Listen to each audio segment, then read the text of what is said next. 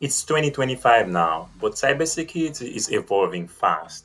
If I had to start learning cybersecurity all over again in 2026 with no experience, no certification, and no clue where to begin, this is exactly how I'll do it.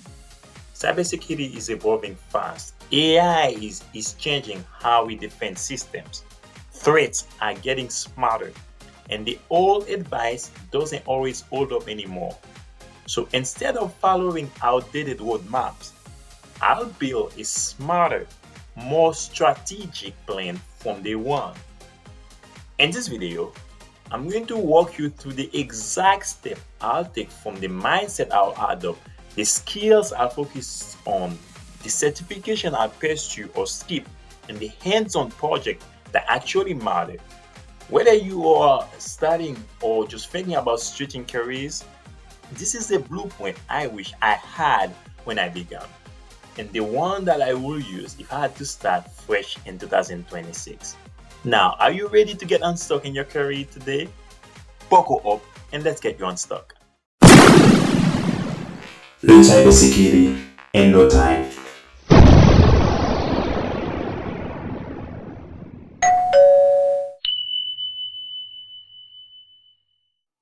Cybersecurity fundamental. Let's start with the foundation.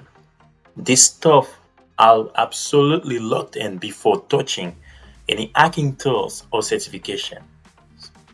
First, I'll get comfortable with how computers talk to each other.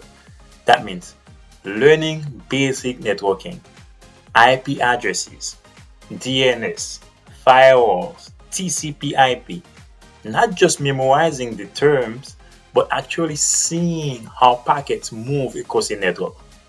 I'll use tools like Wireshark to watch the traffic in real time and understand what's normal and what's suspicious. Next, I'll dive into Linux, not because it is trendy, but because it is everywhere in cybersecurity. I'd learn how to navigate the terminal, manage permissions, and automate tasks with bash scripts. If you can't operate in Linux, you're basically blind in half of the environment you'll be working on. Then I'll study the core principles of security, like confidentiality, integrity, availability, the CIA. So I'll learn what makes systems vulnerable, how attackers think, and how defenders respond. This isn't just theory, it is the lens through which every security decision is made. And finally, I'll start building muscle memory with basic tools like Nmap for scanning, Websuit, or Observe for web testing, and maybe even a simple home lab like using VirtualBox or Docker. The goal here isn't to be flashy, it is to be fluent, to make security second nature. The second thing I'll be working on is the cloud. Before I even think about certification or picking a niche, I'll get hands-on with cloud, not just reading about it, but actually spinning up services, breaking things and securing them.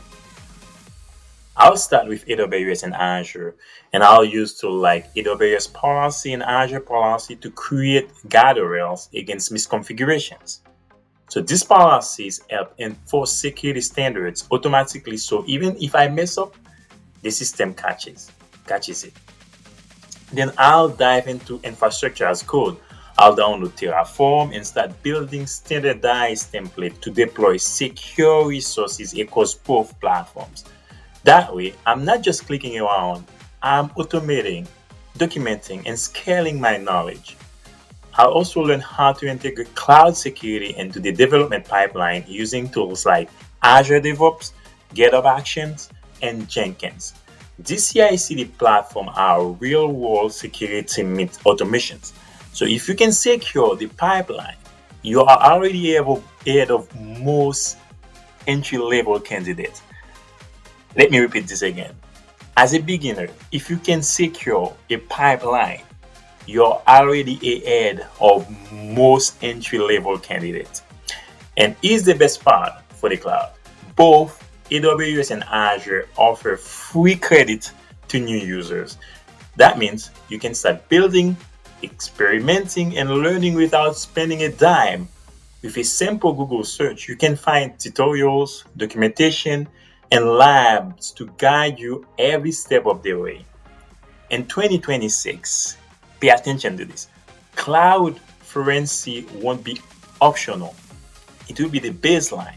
So I'll make sure it is one of the first things I master. Next, certification and specialization. Once I've built a solid foundation in networking, Linux, cloud, and hands-on tools, I'll start thinking about certification. Not because they magically make you qualified, but because they help structure your learning and open doors. I'll begin with something simple like the CompTIA Security Plus. It is broad, beginner friendly, and give you a solid grasp of core concepts like risk management, cryptography, incident response. It's not flashy, but it's a great launchpad. Then, depending on my interests, I'll specialize. Like if I wanna be like an ethical hacker, I'll try to go for the OSCP. It's an hands-on, tough, respected certification. And if you want to be like a more into the defense side, like threat detection and blue team work, I'll look into something like the CYSA Plus, or even start exploring SIEM tools like Splunk or Microsoft Sentinel. And if I'm thinking long-term leadership roles like policy, architectures, etc., I'll eventually work toward my CISSP, but only after I've got real-world experience, because the CISSP is more about strategy than hands-on skills. So here's the key. I wouldn't chase certification just to stack them. I'll use them as a milestone to guide my learning and prove I can apply what I know. And I'll always pair them with real world projects like GitHub repos, write-ups, because employers care more about what you can do instead of what you memorized. The next step I will do is the career strategy and networking. This is very important. Networking is very important. Now that I've built my foundation, explored the cloud, and earned a few certifications, I'll shift my focus to strategy. So how to actually break into the cybersecurity industry and build a career. First, I'll build portfolio, not just a resume, but a living record of what I can do. I'll document my home lab setup, write blog posts explaining vulnerabilities I've tested, and share walkthrough of projects I've built using Terraform, Jenkins, or GitHub Action. I upload code to GitHub, write about them on LinkedIn, and maybe even make videos because visibility matters. Then I'll network. Not the awkward way you see when people send you stuff on LinkedIn and just try to sell you something. So I'll just make sure that I have authentic network. And I'll join cybersecurity communities on Discord, Reddit, and LinkedIn. I'll attend virtual meetups, webinars, and local security conferences. I'll ask questions, share insight, and learn from people already in the field. You'll be surprised how many opportunities come from simply showing up and being curious. I'll also tailor my job application, not like mass applying. I'll read the job description carefully, match my skill to the role, and write cover letters that show I understand the company's mission. And if I didn't meet every requirement, I'll apply anyway, because in cybersecurity, passion and proof of work often speak louder than bullet points. Finally, I'll stay humble and hungry. Cybersecurity is a lifelong learning game. The threat evolve, the tools change, and the best professionals are the ones who never stop growing. So I'll treat every challenge, every rejection, every setback as part of the journey. So as a conclusion, so this is how I'll learn cybersecurity if I could start over in 2026. I build a strong foundation, master the cloud, automate real-world tools, and earning certification and connect with the community. Because in this field, it's not about knowing everything. It's about staying curious, staying hands-on, and staying ready.